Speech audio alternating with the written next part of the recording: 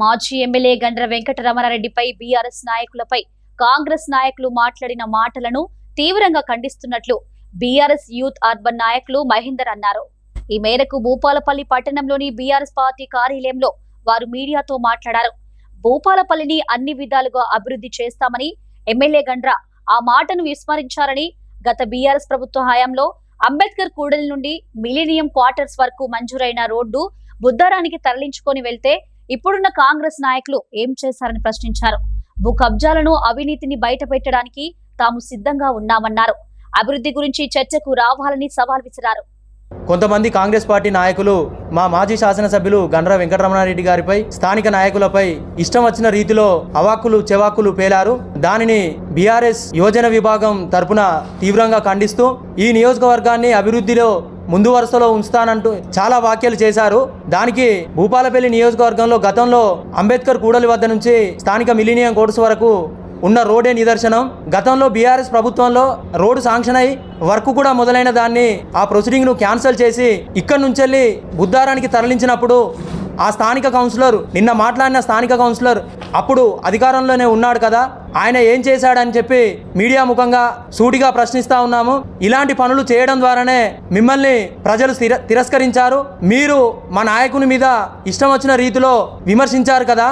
మేము ఈ మీడియా ముఖంగా ఒకటే అడుగుతా ఉన్నాము, మీరు మీ కాలనీలో చేసిన అవినీతిని, భూ కబ్జాల్ని, ఈ భూపాలపల్లి నుంచి వెళ్ళి ఆర్టీఓ ఆఫీస్ వరకు మీరు చేసిన భాగోతాన్నంతా మేము బయట పెట్టడానికి సిద్ధంగా ఉన్నాము. మీరు మా నాయకుడిని ఇసుక గురించి, అదే విధంగా కలప గురించి ఇష్టం వచ్చిన రీతిలో విమర్శిస్తున్నారు కదా. మొన్నటికి మొన్న ఇసుక అమ్ముకున్న ఘనత మీది, మీ పార్టీది అని చెప్పి చెప్తా ఉన్నాము.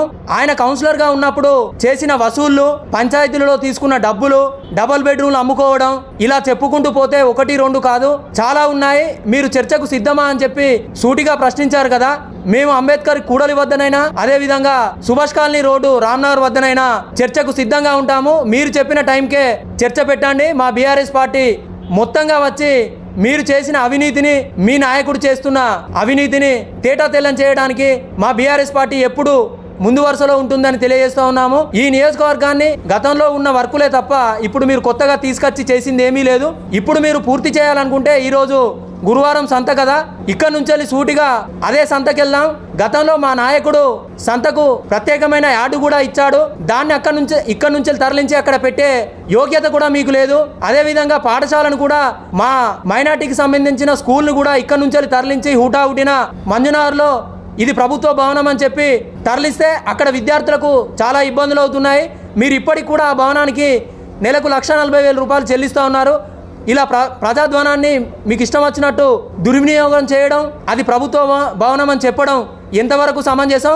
మాజీ కౌన్సిలర్ గారు, మిమ్మల్ని మేము సూటిగా ఒక్కటే అడుగుతున్నాము. మొన్నటికి మొన్న కూడా ఆ రామ్నగర్లో 10 గుంటల స్థలాన్ని చదును చేసి అక్కడ మరుగుదొడ్లు ఉన్నాయో, మురికి కాలువకు సంబంధించిన భూమిని మీరు చదును చేస్తే మాజీ శాసనసభ్యులు అక్కడికి వెళ్ళి దాన్ని పరిశీలించడం జరిగింది. దానికి సంబంధించి జీఎం గారు కూడా ఇది సింగరేణికి సంబంధించిన స్థలం, దీన్ని అనేకాంతరం చేస్తే ఖచ్చితంగా కేసుల పాలవుతారని చెప్పడం ద్వారా మీరు ఆగిపోయారు. మీ కాలనీలో ఎక్కడ ఖాళీ స్థలం కనబడితే అక్కడ కబ్జా చేసిన ఘనత మీది అని చెప్పి మేము ఈ సభాముఖంగా తెలియజేస్తా ఉన్నాము. మీరు ఇకనైనా ఇలాంటి చర్యలు మానుకోవాలి. మీకు మా మాజీ శాసనసభ్యులు రమణారెడ్డి గారిని విమర్శించే స్థాయి ముమ్మాటికి లేదని చెప్పి తెలియజేస్తా ఉన్నాము. మీరు ఇప్పటికైనా ఇలాంటి పనులు మానుకోకపోతే మా బీఆర్ఎస్ పార్టీ తరఫున తగిన గుణపాఠం చెప్పక తప్పదు అని తెలియజేస్తా ఉన్నాం.